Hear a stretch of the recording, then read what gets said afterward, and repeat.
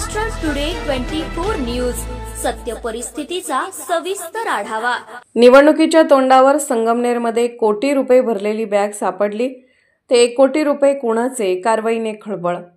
नगर परिषद निवडणुकीच्या पार्श्वभूमीवर शहरात धडाकेबाज कारवाई करण्यात आली आहे। शहराच्या प्रवेशद्वारावर निवडणूक आयोगाच्या पथकाने तपासणी दरम्यान एका वाहनातून तब्बल 1 कोटी रुपयांची रोकड जप्त केली आहे। अचानक सापडलेल्या या मोठ्या रकमेने शहरात खळबळ उडाली असून या पैशाचा नेमका स्रोत आणि तो कोणत्या उद्देशासाठी वापरला जाणार होता याचा तपास वेगाने सुरू आहे। मिळालेल्या माहितीनुसार निवडणूक आचारसंहितेच्या पार्श्वभूमीवर आयोगाने शहरात येणाऱ्या प्रत्येक वाहनावर काटेकोर पाळत ठेवली आहे। त्याचाच एक भाग म्हणून आयोगाच्या पथकाने शहराच्या मुख्य प्रवेशद्वारावर एक वाहन थांबवून तपासणी केली। वाहनातील सर्व कागदपत्रे तपासल्यानंतर अधिकाऱ्यांना वाहनातील व्यक्तींच्या संशयास्पद हालचाली दिसून आल्या।